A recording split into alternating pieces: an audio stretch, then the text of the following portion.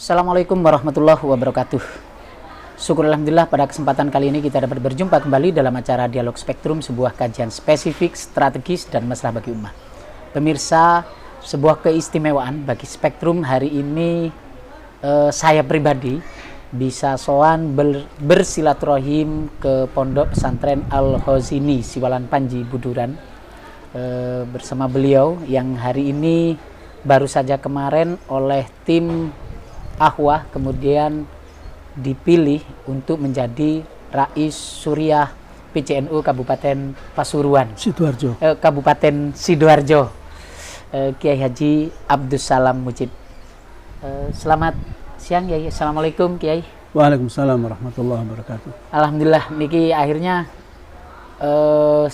Pondok Buduran kemudian diminta kembali untuk berkhidmat ke NU secara struktural. Pripun menurut Kiai tanggapannya ketika Kiai kemudian diminta oleh para Suriah, oleh para Rois ranting dan kenyamatan untuk diminta untuk menjadi Rois Suriah? Pertama, kami mengucapkan terima kasih kepada para kiai yang memberikan kepercayaan kepada kami. Karena sebetulnya kami mungkin tidak seperti yang beliau-beliau sangka. Menurut hemat saya pribadi, saya bukanlah orang yang sangat mampu untuk ngurusi NU di Sidoarjo ini. Karena apa? Karena memang kemampuan saya memang terbatas dan juga di samping di NU ini secara struktural saya baru pertama kali, kecuali dulu yaitu sekitar tahun 2001-2002 menjadi ketua Robito Ma'ahid. Selain itu saya tidak pernah kecuali hanya di partai. Jadi kami sekitar tahun 2018 kami sudah minta pensiun dari partai. Dan seandainya Kiai saat itu purun masih dilanjut lagi. Masih dilanjut lagi. Ketua Dewan Suro DPW PKB Jawa Timur. Ya, tapi kami merasa sudah waktunya. Ya, waktunya untuk regenerasi, untuk kaderisasi di partai, maka saya tidak siap untuk dipilih lagi. Tapi pada saat ini tahun 2021 ini saya diminta oleh banyak kiai, mungkin beliau-beliau menyangka bahwa saya mampu untuk memegang amanah ini. Tetapi sebetulnya ini husnudzon saja dari beliau-beliau, sebetulnya kami tidak begitu mampu. Tapi karena sudah dipaksa ya harus dilakukan, harus amanah ini harus dijalankan. Dan kami tetap meminta dukungan dari para kiai-kiai untuk menjalankan jam'iyah ini dengan sebaik-baiknya. Dan minta dukungan apabila yang saya lakukan ini adalah benar, maka minta dukungan ya semaksimal mungkin. Tetapi kalau saya melakukan kesalahan ya hendaknya diingatkan sebelum terjadi atau bahkan ketika terjadi sekalipun harus diingatkan. Ini permintaan saya karena saya bukanlah orang yang sangat cocok spesial cocok di yang punya kapasitas dan kualitas yang cocok untuk di Suriah. Saya kira seperti itu. Baik, Suriah itu kalau kembali ke NU di era dahulu, Suriah itu yang menjadi sentral kebijakan utama NU di era Hadratus Syekh. Kita mengeluarkan resolusi jihad, mengeluarkan agar NU kemudian menjadi partai dan memegang kebijakan inti di NU. Namun hari ini kemudian bergeser, lebih banyak Suriah kemudian tetap menjadi rujukan kebijakan, tapi yang bekerja adalah Tanfidiyah. Ke depan menurut Kiai bagaimana NU Sidoarjo hubungan antara pembagian tugas antara Suriah dan Tanfidiyah? Insya Allah mudah-mudahan ya walaupun nggak sama persis ya tetap seperti itu juga lah. Jadi Suriah tetap memegang kendali kebijakan di jam'iyah ini dan Tanfidiyah adalah yang melaksanakan. Saya kira seperti itu. Dan nanti juga banyak Suriah bukan hanya Rois tetapi juga banyak wakil-wakil dan juga katib-katib, juga Tanfidiyah juga seperti itu. Dan insya Allah mudah-mudahan kami dari PCNU Sidoarjo, Surya dan Tanfidiyah bisa melaksanakan tugas ini sebaik-baiknya, seperti bahkan mungkin bisa lebih kalau bisa daripada pengurus yang sebelumnya. Minta dukungan dari para kiai. Kiai, tema kita kali ini adalah jelang 1 abad Nahdlatul Ulama. Kalau kemarin kita pernah berdiskusi terkait landasan kenapa kita harus bela atau ada jargon NKRI harga mati. Terus ada tentang kenapa kita harus ber-NU.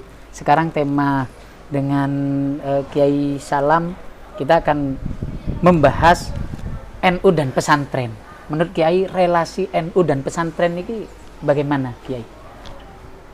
Ya, sebetulnya memang NU dilahirkan dari pesantren. Jadi sehingga kewajiban bagi setiap pesantren untuk mendukung NU, karena pesantrenlah yang melahirkan Nahdlatul Ulama ini. Seandainya tidak ada pesantren, ya saya kira tidak ada Nahdlatul Ulama. Sehingga sekarang Nahdlatul Ulama itu seperti pesantren yang sangat besar sekali karena didukung oleh seluruh pesantren-pesantren yang ada itu. Jadi ya harus kembali kita ke Nahdlatul Ulama, bagaimana kita seperti perintah dalam Al-Quran, ya ayyuhalladzina amanu athi'ullaha wa athi'ur rasul wa ulil amri minkum. Di sana wa ulil amri minkum adalah para ulama. Bukan berarti harus satu makna yaitu pemerintah, tidak. Tetapi ulama inilah yang ulil amri minkum. Kita sebagai warga Nahdlatul Ulama maka harus mengikuti para ulama. Karena ulil amri minkum ini adalah para ulama. Karena pakai kalau belakangnya pakai kata mingkum. Iya, mingkum, iya. Ada mingkumnya. Iya, ada mingkumnya. Mingkum itu hitop kepada yang dihadapi. Benar. Baik, Kiai. Ada sebuah istilahnya, ya sebuah istilah di masyarakat bahwa NU tidak boleh lepas dari pesantren. Begitupun juga NU tidak boleh, pesantren tidak boleh lepas dari NU. Tanggapan Kiai bagaimana? Ini adalah sebuah tanggung jawab sebetulnya. Itu sebuah tanggung jawab. Dan kita kalau sudah lepas dari satu dengan yang lain, saya kira sudah akan jalan sendiri-sendiri dan itu akan menjadi runtuh. Tidak kuat sama sekali, tidak akan menjadi organisasi yang kuat. Karena sebetulnya pemilik masyarakat itu adalah pesantren-pesantren kecil di desa-desa ini. Bukan kalau NU-nya jam'iyahnya itu yang harus mengorganisir saja. Jadi sebetulnya hakikatnya yang punya jamaah dan jam'iyah adalah kiai-kiai kampung itu. Pesantren-pesantren kecil di kampung-kampung. Sehingga jangan ditinggalkan. Kalau ditinggalkan ya sudah habis. Ini ada wadahnya besar tapi tidak ada isinya nanti. Terkadang ada ranting sama sekali tidak kenal dengan pesantren yang ada di sana. Itu terjadi mekaten itu ya. Kalau pengalaman saya dulu ketika menjadi ketua RMI, setiap ada kegiatan itu kita mengundang juga 9 pesantren di masing-masing cabang. Dan ini nanti bisa berganti-ganti begitu. Tidak boleh lepas. Iya. RMI pun tidak boleh lepas karena memang Rabithah Ma'ahid ya. Samping pengurus kita mengundang pesantrennya itu 9 pesantren. Itu yang saya ingat seperti itu. Wajib. Iya. Tanpa terkecuali ya harus melibatkan 9 pesantren. 9 pesantren karena NU kan bintangnya 9 kan. Berarti kalau di Jawa Timur ada 9 pesantren sepuh, pesantren besar, berarti PWNU Jawa Timur harus mengkaten. Sebetulnya seperti itu. Jadi jangan sampai meninggalkan beliau-beliau ini karena hakikatnya pemilik daripada jamaah dan jam'iyah ya mereka itu. Ketua PCNU yang hari ini dipilih oleh ranting, oleh cabang, kalau PW itu merupakan ya memberi mandat dari para kiai-kiai sepuh. Ini kiai. Iya. Hakikat NU. Seperti itu insya Allah. Baik, Kiai, kita kembali kepada peran dan kontribusi pesantren sekarang, Kiai. Menurut Kiai, peran dan kontribusi pesantren terhadap masyarakat apa yang paling sentral di luar persoalan Nahdlatul Ulama? Ya, sebetulnya memang kewajiban dari pesantren adalah bagaimana membimbing masyarakat agar bisa melaksanakan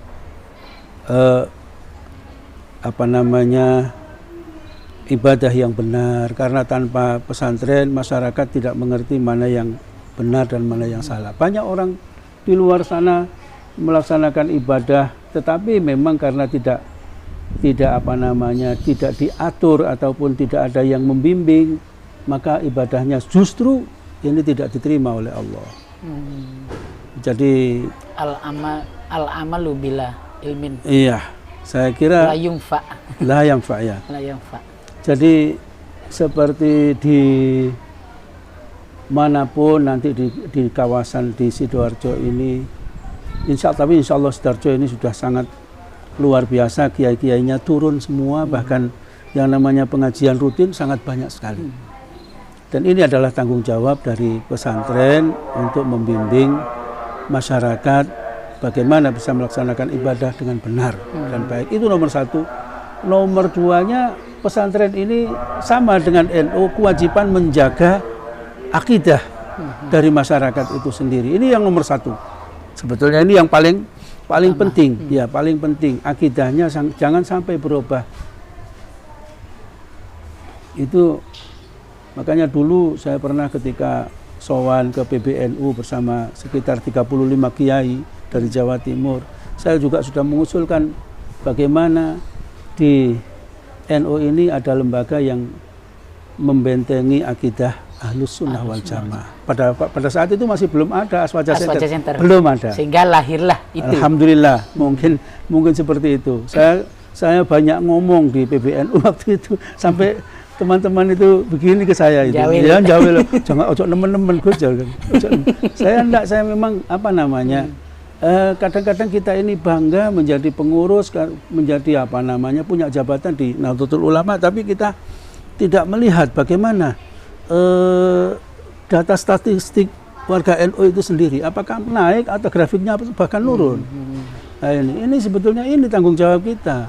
Fakta di lapangan memang yang ada anak kuliah pulang membid'ahkan orang tuanya. Nah, itu. Ada memang orang bekerja kaya kemudian bangun masjid, aku sing penting kunut tahlil tapi gak usah NU-NU-an mengatakan ya.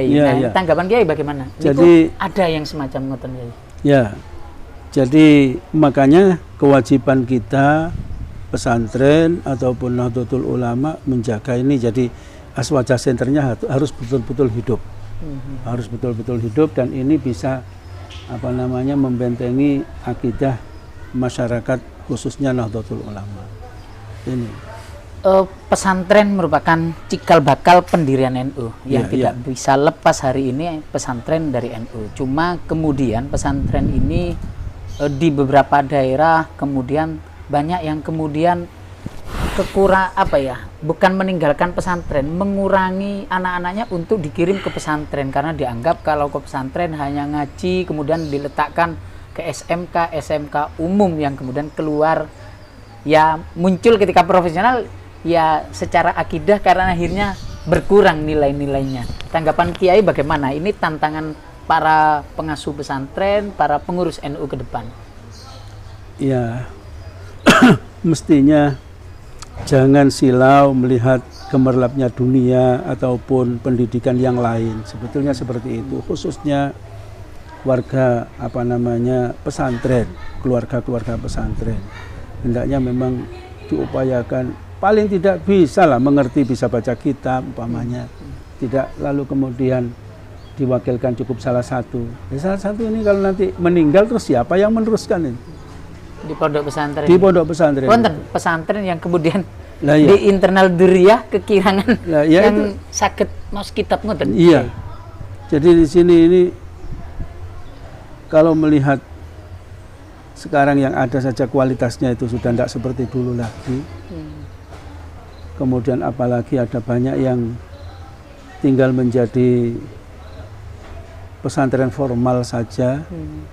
Karena sekolahnya sudah bukan Alfiyah, Ibriti Maksud, tapi sudah kepada matematika dan bahasa Inggris. Iya, sepertinya banyak yang seperti itu. Katanya membuat sistem. Lah ini sistem yang kayak apa kalau seperti ini? Jadi meninggalkan apa yang diajarkan oleh salafun saleh ataupun orang-orang tua dulu mendirikan pesantren. Bahkan beliau-beliau dulu meninggalkan kerajaan-kerajaan Islam hanya demi pesantren, membuat pesantren, tidak mau jadi raja, jadi kiai saja. Itu seperti itulah. Sekarang kok maunya berubah. Sekarang ini banyak yang nuwun sewu, ingin belajar umum dan kemudian nanti ingin mempunyai jabatan di formal. Itu kami kurang setuju lah. Putra-putra kiai pesantren salaf lebih banyak disekolahkan ke luar negeri. Tapi kalau basic keilmuannya sudah matang, alumni dari Ploso, alumni dari Lirboyo atau Sidogiri, baru boleh bukan ke Mesir tapi ke Oxford misalnya. Silahkan sekalian. Kiai, kita kembali kepada kenapa pesantren harus ber-NU dan peduli dengan NU, karena ada banyak pesantren wis NU wis ono sing ngurus, aku tak ngurus santri mawon, ngoten. Bagaimana menurut Kiai? Nah, ini adalah kebiasaan kiai-kiai kita memang yang tawadhu seperti itu. Merasa apa namanya? Bukan ingin meninggalkan sebetulnya, tapi memang karena ketawaduan mereka, biarlah kalau sudah ada yang ngurus, saya sebagai pendukung saja. Itu tidak apa-apa kalau seperti itu. Tapi kalau meninggalkan bahkan sama sekali tidak, bahkan anak-anaknya dibelokkan ke yang lain, ya ini yang apa namanya sangat prihatin. Karena apa ya? Karena kita sadar yang membuat Nahdlatul Ulama, yang menyuplai jamaah dan jamiyah ini adalah pesantren-pesantren itu. Lah kalau kiainya memberikan contoh yang seperti ini, maka bagaimana jamaahnya nanti? Lah kalau sudah mencil, kita itu sudah apa namanya menyendiri dan tidak mau bersatu dengan yang lain, ya apa namanya serigala itu tidak makan kambing yang berkumpul, tapi yang menyendiri lah yang dimakan. Ini naudzubillah. Ya. Kalau serigala kan makan fisiknya, tapi kalau akidahnya yang dirubah. Iya. Ini yang jadi harus kita sadari bahwa NU ini adalah dulu orang tua kita yang membuat. Bukan hanya mulainya bukan hanya di Indonesia, mulai dari Makkah Al-Mukarramah. Ketika beliau Hadratus Syekh, ketika Mbah Wahab, ketika Kiai Khozin masih di Makkah dulu sudah membahas NU. Itu ketika di Makkah sering kali rapat-rapat, dan itu orangnya masih ada, cucunya sekarang ini namanya Syekh Siddiq Asy'ari. Saya dulu pernah ketemu sama kakaknya namanya Syekh Hamzah Asy'ari, dan kumpulnya di rumah Asy'ari dulu di sana di Makkah. Jadi seperti Mbah Hasyim, Mbah Wahab, Kiai Khozin, kumpulnya di sana dulu, di Makkah. Apa namanya ya, sama misalnya Mbah Yakub itu, Mbah siapa, Nawawi Banten. Nawawi Banten. Iya, di sana. Jadi cikal bakalnya sebetulnya mulai di Makkah sudah. Iya sudah, iya. Yang kemudian lahirlah Nahdlatul Ulama. Ini sudah sering kumpul di sana. Dulu masih sama-sama belajar di Makkah. Artinya ini menunjukkan bahwa pesantren tidak boleh lepas dari NU. Jangan sampai lepas. Karena itu titipan amanah dari para masyayikh terdahulu. Dan Al-Qur'annya sudah tadi bilang wa ulil amri minkum. Ulil amri minkum, yang menguasai urusan kita semuanya adalah para ulama. Kalau pemerintah kan hanya masalah kesejahteraan. Itu kalau dilakukan. Tapi kita kesejahteraan dunia dan akhirat, mereka yang memikirkan adalah para ulama. Bagaimana kita bisa merdeka dulu kalau tanpa peran para ulama? Tidak merdeka. Indonesia tidak bisa merdeka. Ini difikirkan oleh para ulama. Mulai dari Mekah. Mulai ketika mereka belajar di Mekah. Baik, Kiai. Ada sebuah kalau saya pribadi, anak-anak muda yang hari ini di NU kan kemudian harus memilih dua pilihan.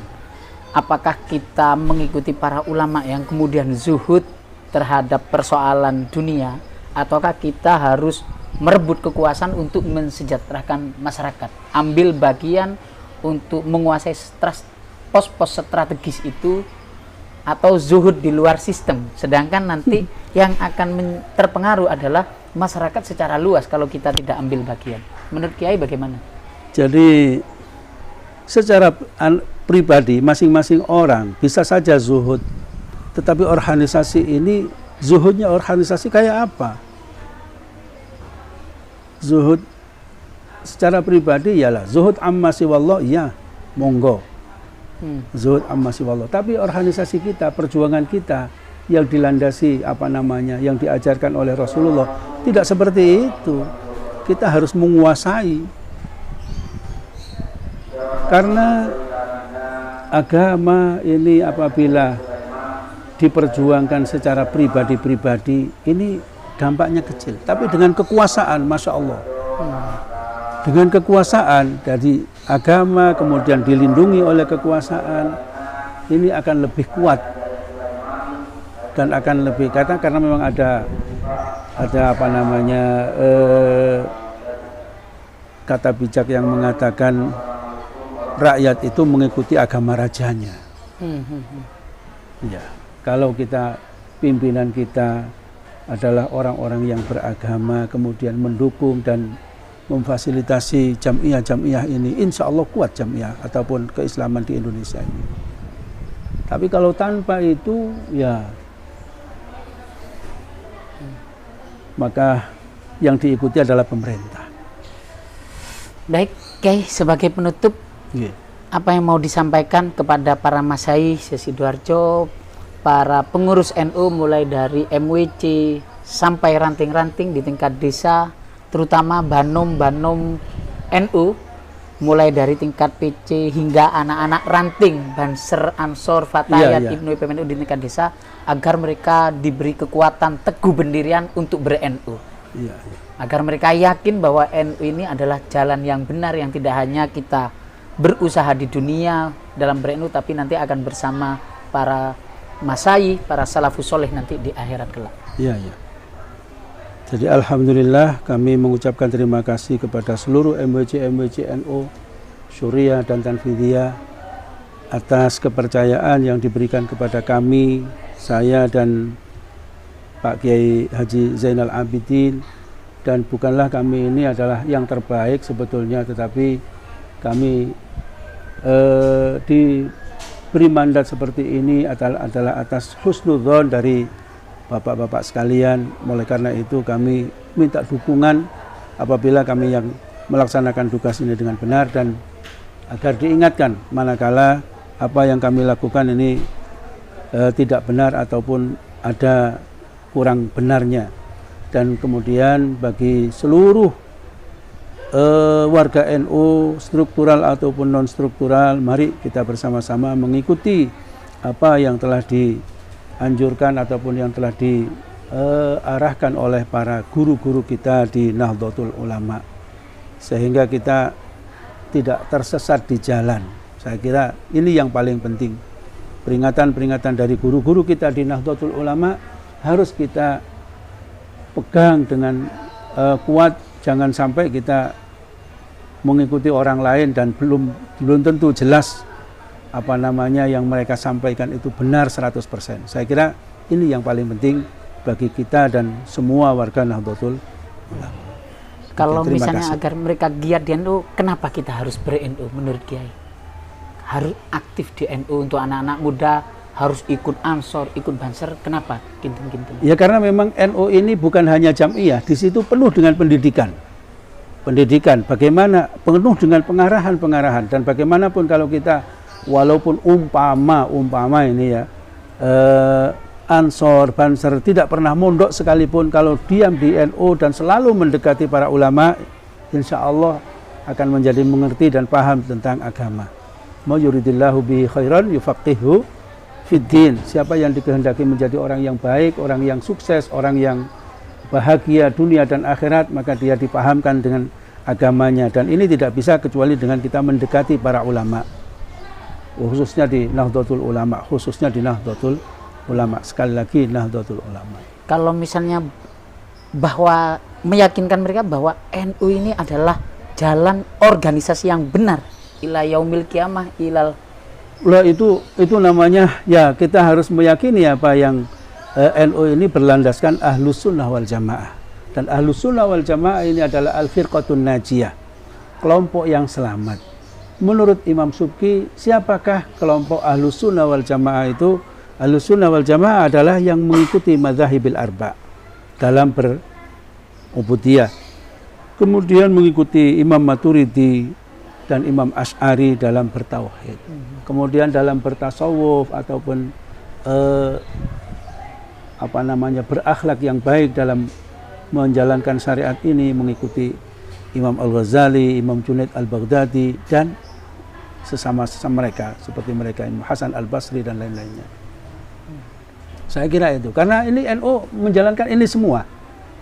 Jadi insya Allah saya yakin 100% memang Al-Firqatun Najiyah di Indonesia ini termasuk adalah NU, Nahdlatul Ulama. Karena ini kalau diperinci dengan benar yaitu mengikuti madzahibil arba, imam yang salah satu dari imam yang 4 ini, dan kita mengikuti mazhab Syafi'i kebanyakan. Kemudian mengikuti akidahnya Asy'ari, kemudian mengikuti tasawufnya Al-Ghazali dan sesamanya Imam Junaid Al-Baghdadi, Imam Abdul Hasan Al-Asyadzili ataupun yang lain. Jadi insya Allah kita menjadi kelompok yang selamat. Kalau ingin selamat ya mari kita ikuti.